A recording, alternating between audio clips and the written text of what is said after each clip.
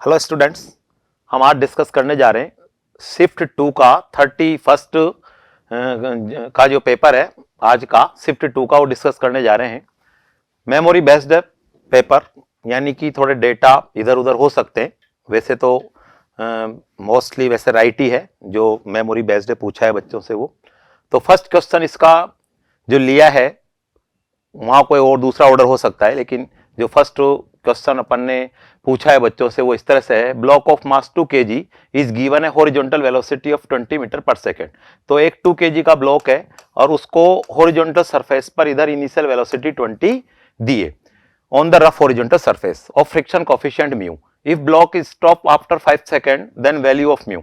तो देखो बेटा, अब हमें पता है जब ये ब्लॉक आगे जाएगा तो इसके ऊपर फ्रिक्शन फोर्स लगेगा पीछे। कितना लगेगा? Mu into normal reaction.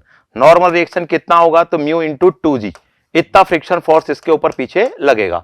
इसकी वजह से ये रिटार्ड होगा और जो रिटार्डेशन होगा इसका एक्सेलेरेशन होगा पीछे की ओर, वो कितना हो जाएगा? तो आप लिखोगे F अपॉन m, है ना। तो F अपॉन m यानी कि ये हो जाएगा कितना? म्यू जी, और म्यू की वैल्यू ही अपन को फाइंड करनी है। तो ये एक्सेलेरेशन इसका पीछे की ओर हो जाएगा। इनिशियल वेलोसिटी 20 है और ये बोला है कि 5 सेकंड में ये ब्लॉक इधर आकर कहीं पर रुक जाता है, यानी फाइनल वेलोसिटी इसकी 0 हो जाती है t इक्वल्स टू 5 सेकंड पर। इनिशियली यहां पर था। तो अपन इक्वेशन लगा लेते हैं। First equation of motion v is equals to u plus at। Final velocity 0 है, इनिशियल वेलोसिटी 20 है, एक्सेलेरेशन माइनस म्यू जी है और टाइम बोला है 5 सेकंड। तो ये 5, ठीक है। तो यहां से म्यू की कैलकुलेशन अपन कर लेंगे। तो यहां से म्यू की कैलकुलेशन करेंगे तो कितना आ जाएगा? ये हो जाएगा 20 अपॉन 50, यानी कि इसको सॉल्व करेंगे अपन यहां से तो ये हो जाएगा कितना? 20 अपॉन 50 यानी कि 2/5 यानी कि 0.4, यानी कि इसका जो करेक्ट आंसर होगा वो सेकंड होगा। नेक्स्ट क्वेश्चन, सेकंड क्वेश्चन करने जा रहे हैं अपन।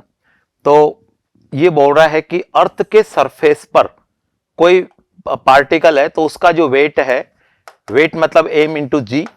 जी हमें पता है कि उतना ही होता है जितना ग्रेविटेशनल फील्ड है, ठीक है। तो सरफेस पर ग्रेविटेशनल फील्ड अगर मैं लिखूंगा तो कितना लिखूंगा? जैसे kq/r², इसी तरीके से यहां पर gm/re का स्क्वायर, ठीक है ना। re का स्क्वायर ये फील्ड होगा और ये मैंने मास से मल्टीप्लाई किया, इतना वेट इसका है। अब ये कह रहा है कि यहां से 9re हाइट पर, 9re हाइट पर, यानी कि सेंटर से कितना हो गया? 10re। तो यहां पर कितना वेट होगा इसका? तो मास तो वही है पर जी बदल जाएगा ना इसका, यानी कि फील्ड बदल जाएगा। तो फील्ड स्ट्रेंथ जो होगी वहां पर, ग्रेविटेशनल फील्ड जो होगा वो कितना हो जाएगा? तो वहां लिखोगे आप gm अपॉन और ये 9re और re यानी कि 10re, यहां पर आ जाएगा 10re का स्क्वायर, यानी कि ये फर्स्ट इक्वेशन और ये हो जाएगी सेकंड इक्वेशन। अगर मैं इक्वेशन 2 को इक्वेशन 1 से डिवाइड कर देता हूं तो कितना हो जाएगा? w dash upon w is equals to कितना हो जाएगा? यहां से ये आ जाएगा 1/100, ठीक है। तो w डैश की वैल्यू कितनी हो जाएगी? w/100, यानी कि वहां पर जो वेट होगा उसका वो w/100, यानी कि सेकंड आंसर इसका होगा। नेक्स्ट क्वेश्चन, थर्ड क्वेश्चन में देखो, किसी सॉलिड में जो वेव वेलोसिटी होती है v, वो इस तरह से होता है कि y अपॉन रो। y मतलब Young's modulus of elasticity of the given material and rho is the density. तो वेर यहां पर y की वैल्यू कितनी है? यंग्स मॉडुलस दे रखा है 32 इंटू 10⁻11। तो ये 32 इंटू 10⁻11 और डेंसिटी मटेरियल की दे रखी है 8 इंटू 10⁻3, 8 इंटू 10⁻3, यानी कि ये हो जाएगा 4 इंटू और ये है ना, ये आ जाएगा 11 से तो ये 10⁸ रह जाएगा, है ना, इसका रूट। यानी कि इसको और आगे सोल्व करेंगे तो कितना हो जाएगा? 2 इंटू 10⁻4। तो ये मीटर पर सेकेंड, इतनी वेलोसिटी इसकी होनी है, यानी कि करेक्ट आंसर जो होगा वो 1 होगा। नेक्स्ट क्वेश्चन, फोर्थ क्वेश्चन में ये बोल रहा है ग्रुप ऑफ पॉजिटिव चार्जेस, यानी सभी जो पॉजिटिव, सभी चार्जेस जो पॉजिटिव है ना। बहुत सारा एक कॉम्बिनेशन है ऐसे, जैसे पॉजिटिव ऐसे कुछ चार्जेस का कॉम्बिनेशन है पर सभी पॉजिटिव है। तो comment about the net electric field strength and net potential by the system at the general point. किसी पॉइंट पर अपन को कमेंट करना है पोटेंशियल और फील्ड के बारे में। तो हमें पता है बेटा, देखो सभी पॉजिटिव है ना, तो नेट पोटेंशियल तो जीरो नहीं हो सकता, क्योंकि पॉजिटिव चार्ज की वजह से पोटेंशियल पॉजिटिव होता है। अगर कोई नेगेटिव चार्ज भी होता तो उसका नेगेटिव हो जाता, जीरो हो भी सकता था, लेकिन सभी पॉजिटिव तो पोटेंशियल तो पक्का है पॉजिटिव ही रहना है। लेकिन फील्ड जीरो हो सकता है, क्योंकि एक पॉजिटिव दूसरे पॉजिटिव के जस्ट अपोजिट पड़ गया किसी पॉइंट पर, है ना, इस तरह से तो ये कैंसिल हो गया। ऐसे मान लो इसकी वजह से ये कैंसिल हो गया। ऐसे सिस्टम में एक दूसरे को कैंसिल कर सकते हैं, यानी कि नेट इलेक्ट्रिक फील्ड जीरो हो सकता है, होगा ऐसा तो जरूरी नहीं, लेकिन हो सकता है, लेकिन potential never be zero in this case. तो कौन सा आंसर होना चाहिए? Third, E net can be zero but V net can not be zero, यानी कि करेक्ट आंसर इसका 3 होगा। नेक्स्ट क्वेश्चन, फिफ्थ क्वेश्चन में, two different conducting metal plates who have work function this, work function दोनों का दे रखा है, इतना है। A source of light whose wavelength is this is falling on the plates, comment which metal plate will emit electrons। भाई देखो बेटा, इलेक्ट्रॉन एमिट होने के लिए मेटल प्लेट से ये जरूरी है कि वर्क फंक्शन छोटा होना चाहिए जो लाइट आ रही है उसके पर फोटोन एनर्जी से, ठीक है ना। पर फोटोन जितनी एनर्जी है उससे वर्क फंक्शन छोटा होना चाहिए। तो पर फोटोन एनर्जी अपन निकालें, अगर मान लो कि फोटोन की कितनी एनर्जी जो आ रही है, तो वो हमें पता है कि hc/λ, इस तरह से हम एनर्जी लिख सकते हैं पर फोटोन। और ये वैल्यू हम अगर लैम्डा को एंगस्ट्रॉम में लिखे तो एच और सी की वैल्यू 12400 टू 12400 आती है। और लैम्डा आपको किस में लिखना है, लेकिन एंगस्ट्रॉम में अगर लिखेंगे यहां पर तो ये इलेक्ट्रॉन वोल्ट में एनर्जी हो जाएगी। यानी इसको और आगे सोल्व करेंगे तो 12400 और लैम्डा एंगस्ट्रॉम में, तो नैनोमीटर में दे रखा है। तो नैनोमीटर में अगर दे रखा है तो मैं इसको एक जीरो और लगाकर एंगस्ट्रॉम में कन्वर्ट कर देता हूं, है ना। नैनो मतलब 10⁻⁹ और एंगस्ट्रॉम मतलब 10⁻⁻10, तो ये हो जाएगा। इसको और आगे सोल्व करेंगे अपन यहां से, तो 124 को 35 से आप डिवाइड करोगे तो ये वैल्यू जो है 3.5 के लगभग ही आएगी, है ना, 3.5 अप्रोक्सीमेटली ये होगी। यानी कि देखो ये वैल्यू ज्यादा होना चाहिए किससे, वर्क फंक्शन से, फॉर एमिट द इलेक्ट्रॉन्स। तो देखो ये वैल्यू इससे तो कम है, यानी कि जो पहली प्लेट है ना, उससे तो फोटो इलेक्ट्रिक एमिशन की फिनोमिना नहीं हो सकती, लेकिन सेकंड प्लेट है उसका वर्क फंक्शन कम है, यानी सेकंड प्लेट से हो सकती है। यानी कि करेक्ट आंसर ये होगा कि सेकंड प्लेट से फोटो इलेक्ट्रिक इफेक्ट की फिनोमिना होगी। नेक्स्ट क्वेश्चन एसी का क्वेश्चन है, जिसमें सीरीज में एक इंडक्टर है, एक कैपेसिटर है और एक रजिस्टर है, ऐसे जुड़े हुए हैं।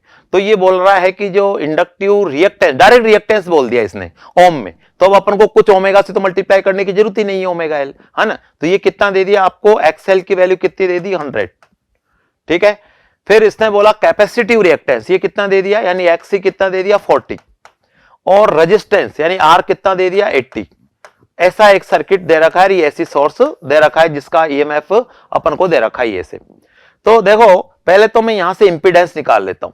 तो इंपीडेंस की अगर अपन बात करें तो हमें पता है कि एक्सएल माइनस एक्सी का स्क्वायर प्लस आर का स्क्वायर का रूट, ऐसे हम इंपीडेंस लिख देते हैं सीरीज में ऐसी सर्किट की, है ना। ऐसे एक्सएल की वैल्यू अपन को दे दी 100 है, तो ये हो जाएगा 100 माइनस 40 का स्क्वायर प्लस 80 का स्क्वायर का रूट, यानी कि जेड की वैल्यू कितनी आ गई, 100, ये आ गई। तो इंपीडेंस 100 हो जाएगा। तो क्या बोला, then find the value of the current amplitude, ठीक है ना। तो पहली बात तो मैं ये देखो वोल्टेज एम्पलीट्यूड ये दे रखा है अपन को 2500, तो जो करंट एम्पलीट्यूड होगा आई नॉट, वो मैं बोल सकता हूं वी नॉट बाई जेड, यानी कि 2500 डिवाइडेड बाई 100, यानी कि 25 एम्पियर, ये करेक्ट आंसर होगा, यानी कि 3 इसका आंसर होना है। Next question, 7th question magnetic field का क्वेश्चन है। ये बोल रहा है कि एक वायर है और उस वायर को फोल्ड करके सर्कुलर शेप में लाए ऐसे, और नंबर ऑफ टर्न्स जो हैं वो n लिए, है ना। तो सेंटर पर जो मैग्नेटिक फील्ड होगा B1, वो मैं ऐसे बोल सकता हूं कि mu naught NI upon 2R, है ना, 2R, ये लिख दिया मैंने यहां से, ये लो 2R, mu naught NI upon 2R। ये तो पहला केस है, इतना मैग्नेटिक फील्ड होगा। सेकंड केस में बात करते हैं। सेकंड केस में कह रहा है कि इसी वायर को हमने नंबर ऑफ टर्न्स बदल दिए, तो पक्की बात है रेडियस भी बदल जाएगी। तो रेडियस बदल जाएगी तो जो मैग्नेटिक फील्ड आएगा, फॉर्मूला तो यही है ना। तो ये हो जाएगा म्यू नॉट पर नंबर ऑफ टर्न्स n है, करंट सेम है और रेडियस मान लो बदलकर r डैश हो गई। ये दूसरी इक्वेशन है, ठीक है। अब देखो अगर मैं b1 b2 का रेशियो पूछूं आपसे तो क्या हो जाएगा, b1 upon b2 is equal to हो जाएगा n अपॉन स्मॉल n और इनटू यहां पर आ जाएगा कितना, b1 अपॉन b2 में तो ये हो जाएगा r डैश अपॉन r, ठीक है। पर देखो वायर की तो लेंथ दोनों में सेम ही है ना, जो लेंथ इसमें वही लेंथ इसमें। तो अगर मैं इसमें पहले में कैपिटल R रेडियस है, एक टर्न में कितनी लेंथ चली जाएगी 2 पाई r, और कितना नंबर ऑफ टर्न है n, तो ये टोटल लेंथ है वायर की l, ठीक है ना, l लेंथ ये मैं बाद के केस में लूं, सेकंड जब केस लिया तो इसमें 2 पाई r डैश, ये तो मैंने एक टर्न में लेंथ लिखी और number of turns small n ऐसे लिख दिया। तो अगर मान लो मैं यहां से r डैश अपॉन r की वैल्यू निकालता हूं तो कितना आ जाएगा, यहां से n अपॉन स्मॉल n, ये हो जाएगा। यानी कि मैं इस जगह पर यहां से n बाई n लिखूंगा तो n स्क्वायर हो जाएगा फाइनली, ये n स्क्वायर, ठीक है। यानी कि b1 और b2 का रेशो ये हो जाएगा n बाई स्मॉल n का स्क्वायर, यानी कि जो करेक्ट आंसर होगा वो सेकंड होगा। नेक्स्ट क्वेश्चन डायमेंशन से है और डायमेंशनल फॉर्मूला दे रखा है 4 फिजिकल क्वांटिटीज का, वो मैच करना है अपन को। तो पहला जैसे टॉर्क की बात करें तो हमें पता है कि टॉर्क क्या होता है, फोर्स इनटू परपेंडिकुलर डिस्टेंस होती है। फोर्स का सबको पता होगा m1 L1 T-2 होता है, तो इसको अगर आप L1 से मल्टीप्लाई करोगे तो कितना आने वाला है, m1 L2 T-2, तो ये तो टॉर्क का हो जाएगा। फिर दूसरा है स्ट्रेस। स्ट्रेस हमें पता है कि फोर्स अपॉन एरिया होता है, तो अगर मैं स्ट्रेस की बात करता हूं तो फोर्स अपॉन एरिया का लिखना है मतलब स्ट्रेस का, तो कितना हो जाएगा, फोर्स हमें पता है m1 L1 T-2 और डिवाइडेड बाय L2 एरिया, है ना, यानी कितना हो जाएगा m1 L-1 और T-2, ये हो जाएगा स्ट्रेस का। फिर एंगुलर मोमेंटम की बात करेंगे तो एंगुलर मोमेंटम क्या होता है, हमें पता है कि torque is equal to dl by dt होता है, rate of change of angular momentum ये होता है। तो एंगुलर मोमेंटम की मैं टॉर्क इनटू टाइम लिख सकता हूं, है ना, तो टॉर्क का हमारे पास है ना, तो ये मैं अगर एंगुलर मोमेंटम की बात करूं तो टाइम से मल्टीप्लाई कर दूंगा इसको, तो कितना हो जाएगा m1 L2 और T-1 रह जाएगा टाइम से मल्टीप्लाई करने पर, ये एंगुलर मोमेंटम का हुआ। इलेक्ट्रिक पोटेंशियल ग्रेडियंट, तो पोटेंशियल ग्रेडियंट होती है बेटा पोटेंशियल डिफरेंस अपॉन लेंथ, है ना, लेंथ पर यूनिट लेंथ, मतलब potential difference per unit length को बोलते हैं। यानी कि मैं पोटेंशियल डिफरेंस अपॉन लेंथ ऐसे लिख दूंगा। पोटेंशियल डिफरेंस हमें पता है कि वर्क अपॉन चार्ज होता है, ठीक है ना, तो ये एल ऐसे लिख देता हूं। वर्क हमें पता है कि टॉर्क की वर्क की सेम ही होती है, फोर्स और डिस्प्लेसमेंट, है ना, तो ये मैंने वर्क की डायमेंशन लिखी कितनी, m1 L2 T-2, और चार्ज की अगर मैं लिखूंगा तो 80 ऐसे बोल सकता हूं 80, ठीक है ना, क्योंकि करंट की है ना 80, ये लिख दिया मैंने 80 और ये लिख दिया यहां से L1, है ना ये।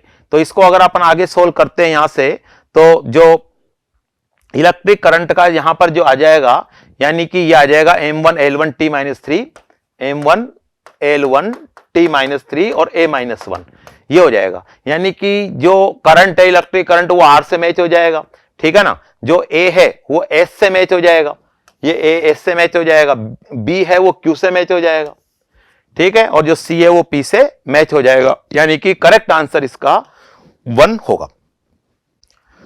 नेक्स्ट क्वेश्चन 9th क्वेश्चन में ये बोल रहा है कि दो कैपेसिटर हैं A और B, ये दो कैपेसिटर है, दोनों की कैपेसिटेंस सेम है 10 माइक्रोफेरेड है, यानी कि अभी तो दोनों आइडेंटिकल है ऐसे।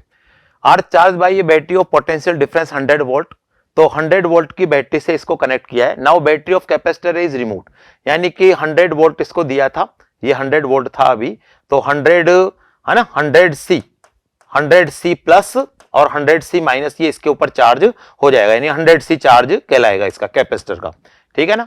और दूसरे पर बैटरी कंटिन्यूसली जुड़ी हुई है, ठीक है, तो 100 वोल्ट की बैटरी जुड़ी हुई है, तो 100 C इस पर चार्ज है अभी, तो ये है। अब ये बोल रहा है यहां से आगे कि ठीक है ना, battery of the capacitor B remains connected and dielectric K is equal to 10 is inserted in both capacitor. तो देखो बेटा, अगर इसमें मैं एक डाइलेक्ट्रिक स्लैब अगर इंसर्ट करता हूं यहां से, ये डाइलेक्ट्रिक स्लैब, तो इसकी जो कैपेसिटेंस है वो तो कितनी हो जाएगी, KC हो जाएगी ना, KC, K की वैल्यू 10 है, C की वैल्यू भी 10 है, यानी कि ये तो 100 हो जाएगा, ठीक है ना। तो ये 100 हो जाएगा, कैपेसिटेंस तो 100 हो जाएगी, लेकिन हमें पता है तो आइसोलेटेड कैपेसिटर है, इसका चार्ज तो नहीं बदलने वाला, तो इसका चार्ज तो 100 100 माइक्रोकुलाम ही रहेगा, है ना। Q is equal to CV अपन ने लिखा था, C की वैल्यू 10 थी और V की वैल्यू कितनी थी 100, यानी 1000 था ये, है ना। तो Q is equal to CV, हाँ तो ये मैं वैल्यू पुट कर देता हूं, तो 1000 10 इंटू 100 यानी कि 1000 माइक्रोकुलाम ये चार्ज था, ये कांस्टेंट रहेगा, ठीक है। और केसी की वैल्यू कितनी हो जाएगी, ये 100 माइक्रोफेरेड, अब ये 100 माइक्रोफेरेड हो जाएगा। इसमें भी अगर अपन इंसर्ट करेंगे स्लैब को, तो कैपेसिटेंस तो इसकी भी बेटा केसी हो जाएगी अब, यानी कि 100 माइक्रोफेरेड हो जाएगी 10 की जगह पर इसका वोल्टेज तो कांस्टेंट रहने वाला है, तो वोल्टेज इसका कांस्टेंट अगर रहने वाला है तो इसका जो चार्ज है वो कितना हो जाएगा 100 इंटू 100 यानी कि 10,000 माइक्रोकुलाम इसके ऊपर चार्ज हो जाने वाला है, ठीक है ना। अब ये बोल रहा है लास्ट में कि now capacitor B is remove from the battery and both and B are connected to each other with the same polarity, यानी इसका प्लस उसके प्लस से और इसका माइनस इसके माइनस से ऐसे कनेक्ट कर दिया, बाद में इनको दोनों कैपेसिटर को पैरेलल में ऐसे कनेक्ट कर दिया, डाइलेक्ट्रिक भरा हुआ ऐसे। तो हमें पता है कि जो कॉमन पोटेंशियल आएगा वो मैं total charge Q1 plus Q2 और upon total capacitance C1 plus C2 ऐसे बोल सकता हूं। तो Q1 तो कितना है, इसका चार्ज तो कितना है, तो 1000 है ना, ये कितना है 1000, तो ये 1000 और इसका चार्ज कितना है 10,000, तो ये लिखा मैंने 10,000 और divided by total capacitance 100 plus 100, तो 100 प्लस 100 ये हो जाएगा, यानी कि इसको आगे सोल्व करें तो ये हो जाएगा 11000 अपॉन 200, ये हो जाएगा आगे सोल्व करेंगे तो 11000 अपॉन 200 ये हो जाएगा, यानी कि और आगे सोल्व करें तो 55 हो जाएगा, ये कॉमन पोटेंशियल 55 वोल्ट, यानी कि करेक्ट आंसर इसका 4 होगा। नेक्स्ट क्वेश्चन 10th क्वेश्चन इस तरह से है कि एक पार्टिकल सर्कल में चल रहा है जिसकी रेडियस 10 मीटर है, कंप्लीट 1 साइकिल इन 4 सेकेंड, एक पूरा राउंड काट रहा है 4 सेकेंड में, ठीक है।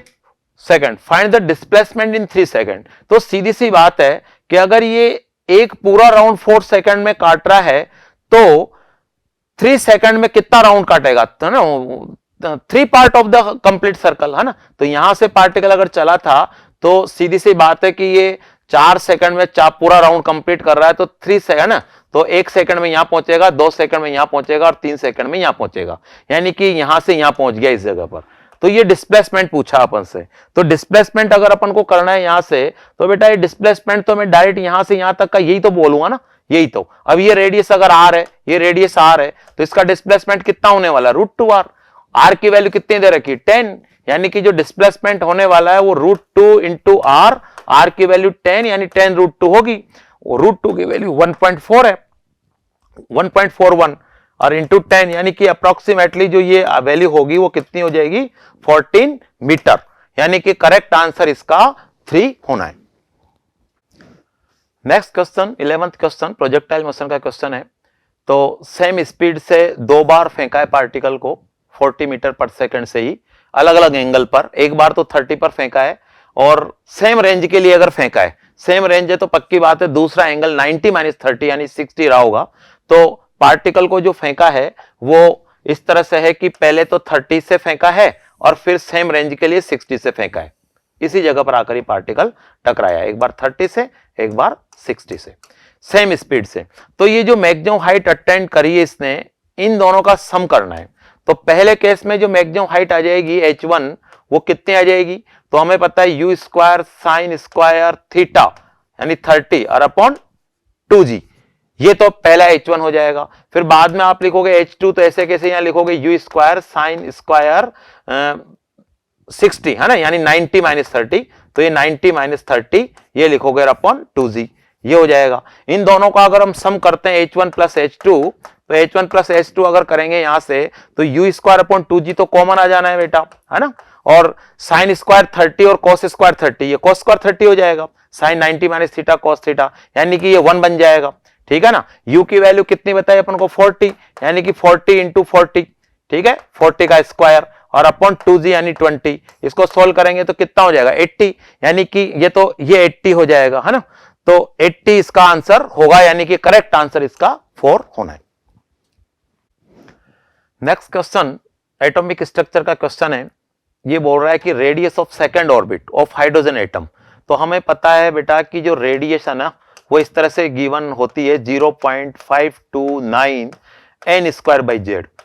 n is the number of orbit and z is the atomic number, यानी कि r proportional to n square होता है, ठीक है ना। तो बाद में कह रहा है कि इसकी रेडियस r है, तो थर्ड ऑर्बिट की रेडियस कितनी होगी, तो यानी कि मैं बाद की radius r dash upon r अगर लिखता हूं तो यहां पर लिखूंगा n डैश अपॉन n का स्क्वायर। और ये बोला थर्ड ऑर्बिट और ये है सेकंड ऑर्बिट, सेकंड ऑर्बिट का दे रखा था ना सेकंड ऑर्बिट, तो ये इसका स्क्वायर, यानी कि कितना हो जाएगा ये 9/4। यानी इसको आगे मैं सोल्व करूंगा तो कितना हो जाएगा, ये हो जाएगा 4 2 जाए 2.25, ठीक है ना। यानी r डैश की वैल्यू किसके इक्विवेलेंट आ जाएगी 2.25 r, यानी कि करेक्ट आंसर इसका 1 होना है। नेक्स्ट क्वेश्चन 13th क्वेश्चन में करंट इलेक्ट्रिसिटी का सवाल है।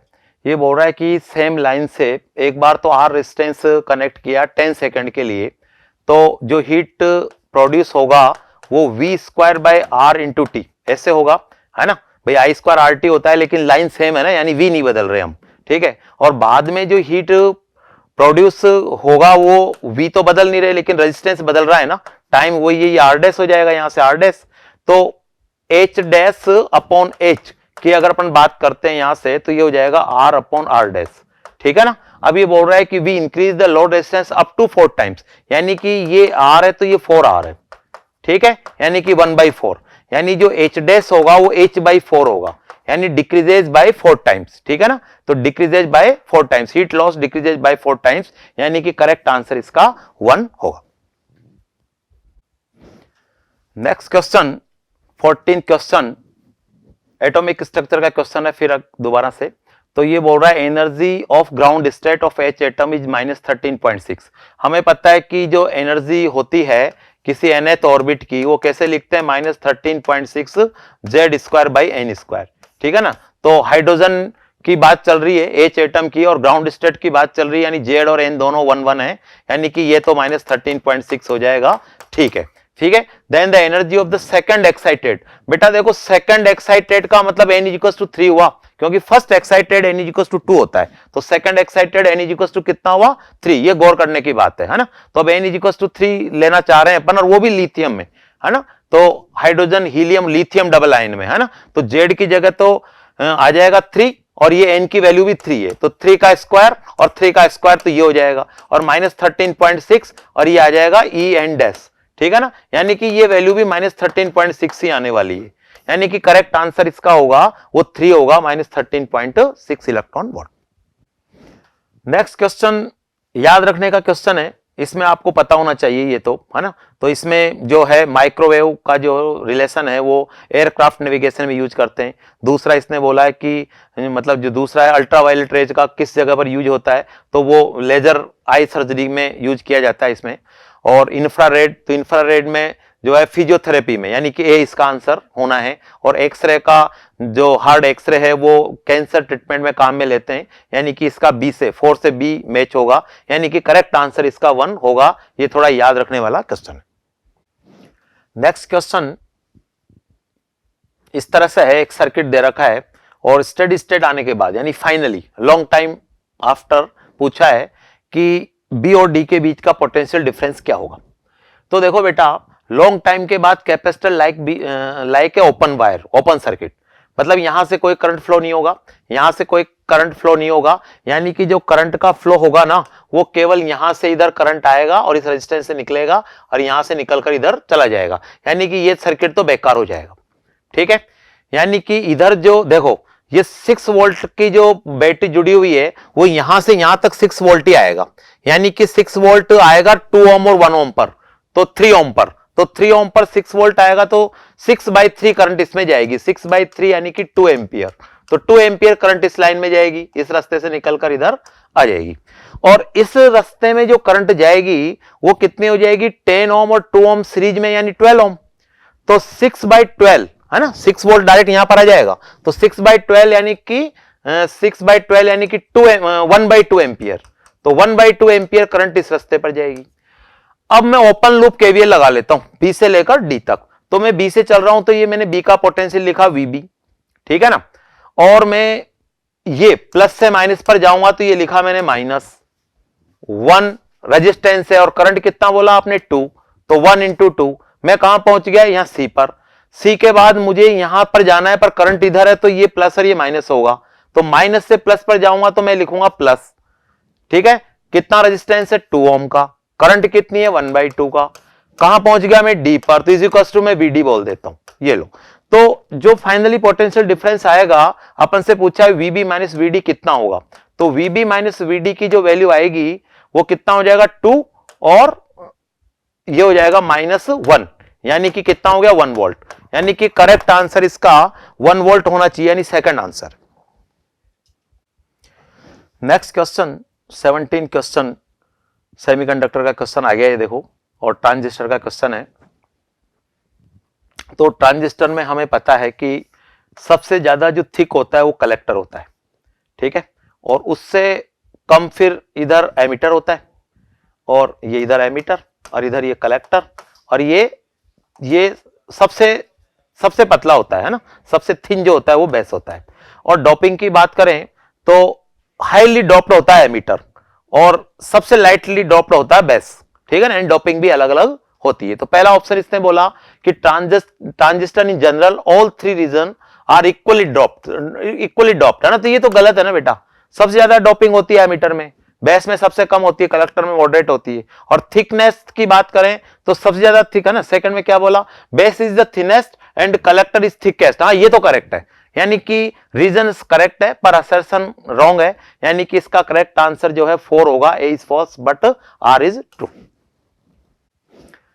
नेक्स्ट क्वेश्चन सर्कुलर मोशन का क्वेश्चन है। एक बॉल इस तरह से एक स्ट्रिंग से इस तरह से हैंग है, ये बोला है ball of mass 1 kg hanging from 1 metre इसकी जो लेंथ है और 1 kg की ये बॉल है। तो ये बोल रहा है कि यहाँ पर कितनी मैक्सिमम वेलोसिटी दी जा सकती है, जबकि स्ट्रिंग का जो टेंशन स्ट्रेंथ है ना with stand maximum tension is 400 Newton. तो देखो बेटा, जब यहाँ पर वेलोसिटी देंगे तो यहाँ पर जो टेंशन आएगा वो कितना होगा, तो ऊपर लग रहा है टेंशन T है ना, ऊपर लग रहा है ये टेंशन T, नीचे लगेगा mg फोर्स, यानी कि मैं ऐसे बोलूंगा कि T minus mg is equal to mv square upon r, ठीक है, mv स्क्वायर अपॉन r। तो T की वैल्यू जो मैक्सिमम वेलोसिटी मैक्सिमम रखोगे तो T भी मैक्सिमम लेना है, मैक्सिमम टेंशन कितना बोला आपने 400, ठीक है ना, तो मैक्सिमम जो है ये 400 है। मास कितना बोला उसका, तो ये बता दिया 1 kg, यानी कि ये 10 हो जाएगा, 1 into g is equal to 1 into v अपन को निकालना है, और रेडियस कितनी है 1 मीटर, तो ये हो जाएगा, यानी वी स्क्वायर की वैल्यू किसके इक्विवेलेंट हो जाएगी यहां से, तो 390, यानी वी की वैल्यू कितनी हो जाएगी 390 का रूट, यानी कि करेक्ट आंसर इसका क्या होना चाहिए 1। नेक्स्ट क्वेश्चन केटीजी का क्वेश्चन है, थर्मोडायनेमिक्स का, केटीजी थर्मोडायनेमिक्स का, और अपन को दे रखा है कि adiabatic process and adiabatic process the ratio of initial pressure, यानी कि P1 to P2, initial pressure to final pressure, ये दे रखा कितना 81/16, and the ratio of volume of initial volume final volume to initial volume, यानी कि V2/V1, इसका ratio कितना दे रखा है 27/8, ठीक है। Then the ratio of the specific heat at the constant pressure to specific heat at constant volume, यानी कि CP/CV पूछा है अपन से, CP/CV का मतलब गामा पूछा है अपन से, ठीक है ना। तो हमें पता है कि PV की पावर गामा, P1V1 की power gamma is equal to P2V2 की पावर गामा, ये एडियाबेटिक के लिए इक्वेशन है ना, P2V2 की पावर गामा, ठीक है। तो P1 देखो, P1/P2 का रेशियो दे रखा है, तो मैं P1/P2 को एक तरफ कर देता हूं, ये लो, और ये हो जाएगा V2/V1 की पावर गामा।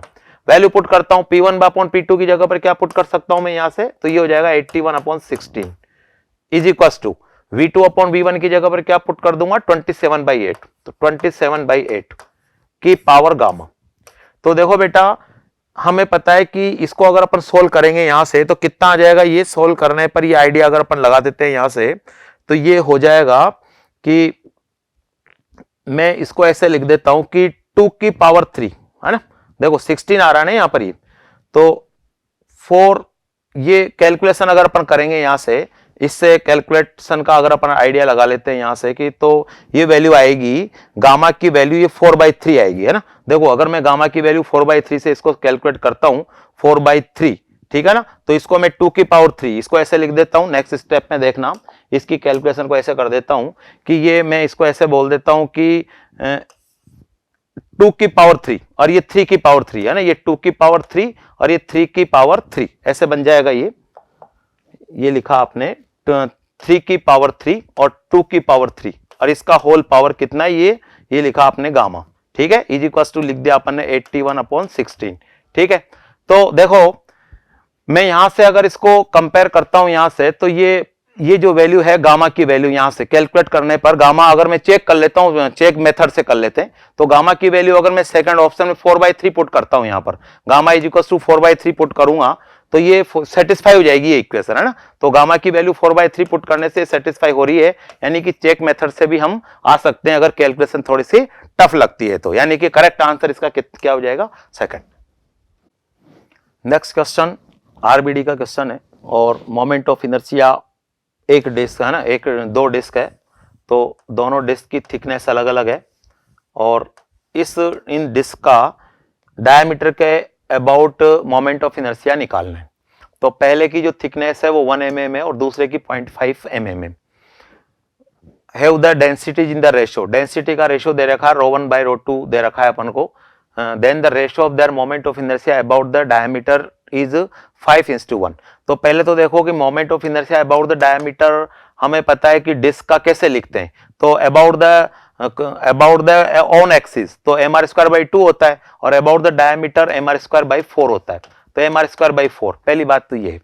ठीक है, और यहां पर ये देखो same thickness of same mass, mass same है, थिकनेस अलग अलग है, तो पक्की बात है रेडियस तो अलग अलग होनी है फिर। ठीक है ना, क्योंकि थिकनेस अलग अलग है, डेंसिटी अलग अलग है, तो रेडियस तो अलग अलग आनी है। तो हम यहां से पहले रेडियस का रेशियो निकाल लेते हैं, है ना।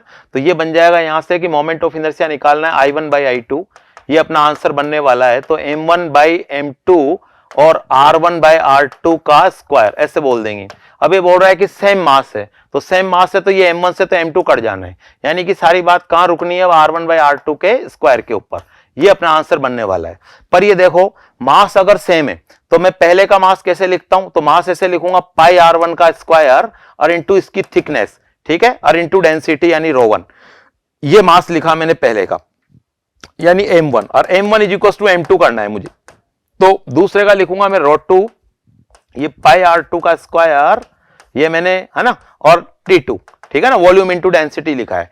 तो अगर मैं यहां से r1/r2 की बात करता हूं तो r1/r2 ये अपन को चाहिए था, तो r1/r2 का स्क्वायर, ठीक है ना, स्क्वायर चाहिए था, तो r1/r2 का स्क्वायर अगर लिखेंगे तो ये बन जाएगा t2/t1 और इंटू ρ2/ρ1, ये बन जाएगा। अब t2/t1 तो ये बोल दिया इसने कि जो इसका थिकनेस का रेशो है ना वो कितना है, यहां से 0.5, t2 ये तो हो जाएगा 0.5 और ये कितना है 1 mm यानी कि 1, और s2 ρ2 5/3, है ना, ये रेशियो दे रखा है तो 5/3 ये हो जाएगा।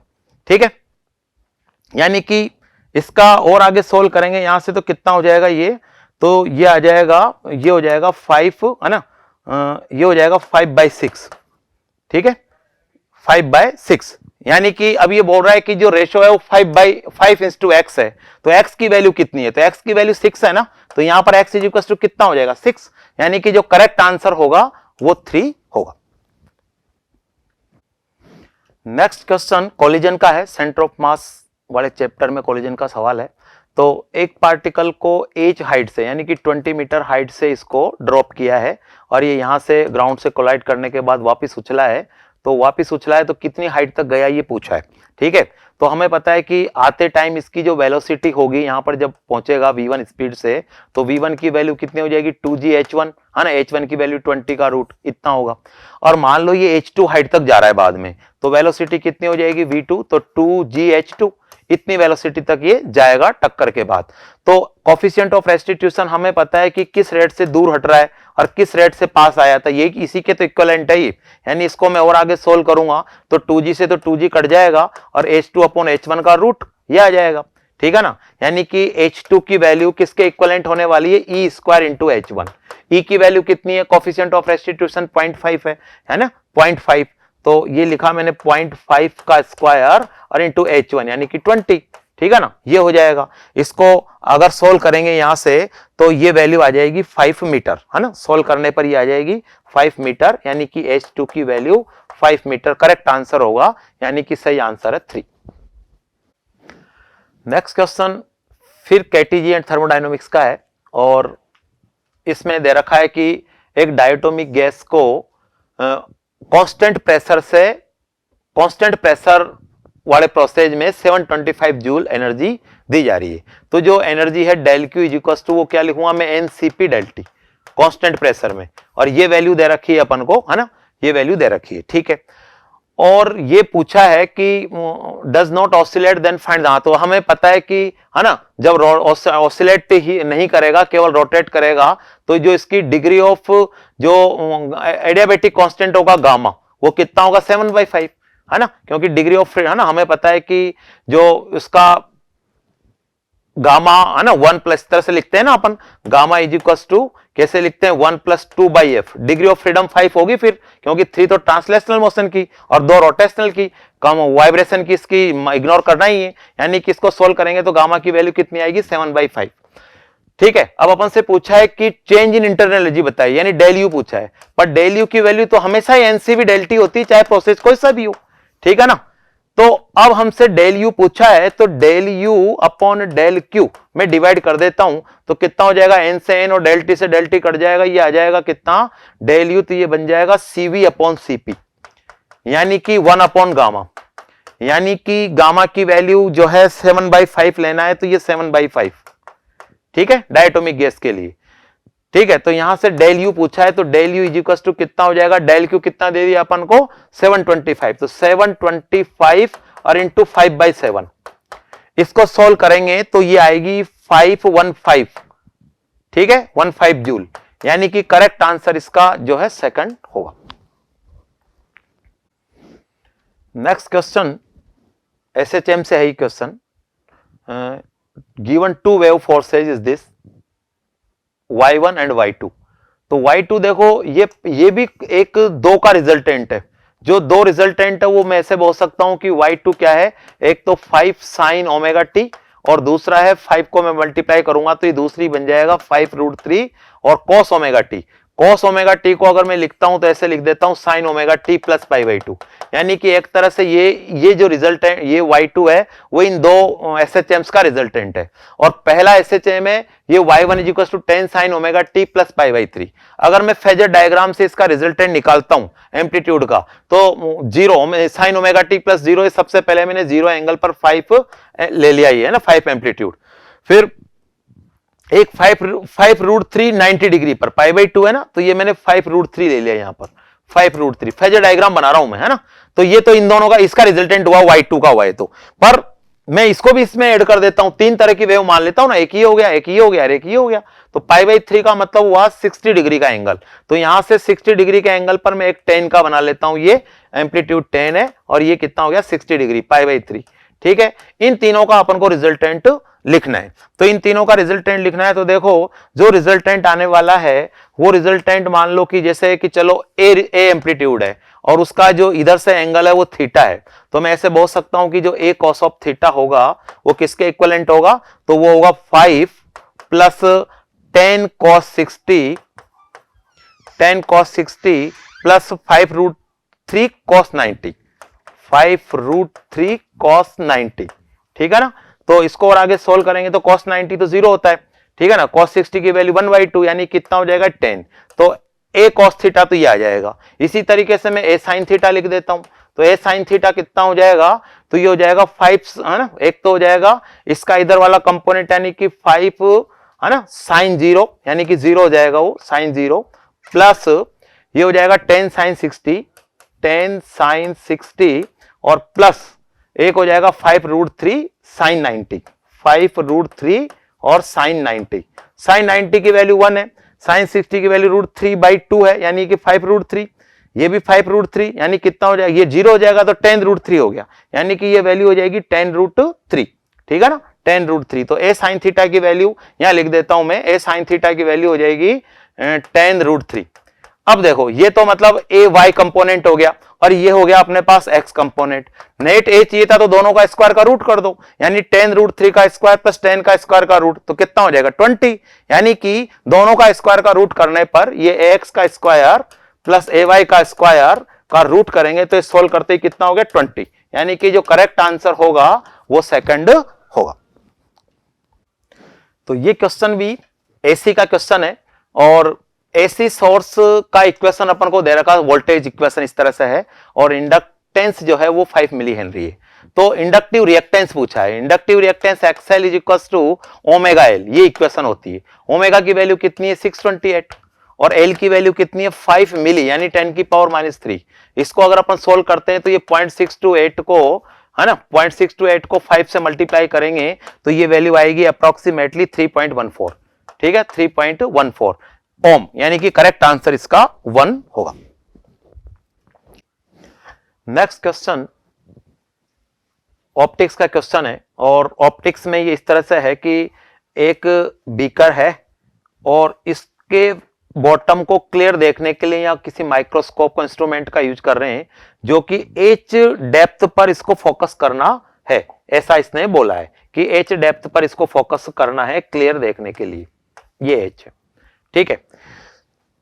तो अब ये कह रहा है कि इस बीकर में अगर मान लो एक लिक्विड भर दिया तो किसी हाइट तक जब लिक्विड भरा, इसमें जैसे ही लिक्विड भर दिया है, मान लो कि अपन ने यहां तक लिक्विड भर दिया, स्मॉल एच हाइट तक लिक्विड भर दिया, तो क्लियर देखने के लिए इसको फोकस इसी पर बॉटम पर फोकस करने के लिए इसको ऊपर शिफ्ट करना पड़ रहा है, ऐसा इसमें बोला कि इसको ऊपर शिफ्ट करना पड़ रहा है।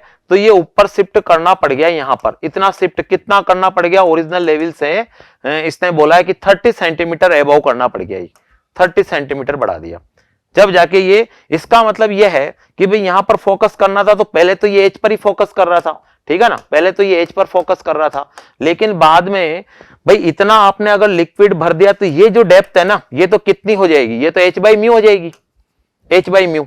बची हुई डेप्थ कितनी रह जाएगी यहां से, है ना, तो बची हुई जो डेप्थ है ये वाली कितनी रह जाएगी, तो ये हो जाएगा, ये जो बची हुई डेप्थ है इसकी अगर अपन बात करें तो ये हो जाएगा h में से मैं h को माइनस कर देता हूं, इतना तो भर दिया ना लिक्विड अपन ने, पर अब यहां पर फोकस नहीं हो पा रहा, 30 बढ़ाया तो 30 को और ऐड करूंगा तो ये कैपिटल H के इक्विवेलेंट होना चाहिए ना, तो ये मैंने लिखा h/μ ये डेप्थ है, ये बची हुई h - h और 30 हमने बढ़ा दी अब, तो ये इसके इक्विवेलेंट हो जाएगा। तो सोल्व करेंगे तो ये h से तो h कट जाएगा, यहां पर देखो इसको आगे सोल्व करते हैं तो ये h से तो h कट जाएगा और ये बन जाएगा, और आगे सोल्व करेंगे तो ये आ जाएगा h और 1 - 1/μ इज इक्वल टू कितना हो जाएगा 30। यहां से h की वैल्यू सोल्व करेंगे तो μ 30 और अपॉन μ - 1, ये वैल्यू सोल्व करने पर कितनी आ जाएगी, μ की वैल्यू दे रखी है 5/3 है, तो म्यू की वैल्यू ये पुट करने पर ये वैल्यू आ रही है कितनी 75 सेंटीमीटर, 75 सेंटीमीटर, यानी कि करेक्ट आंसर इसका सेकंड होगा।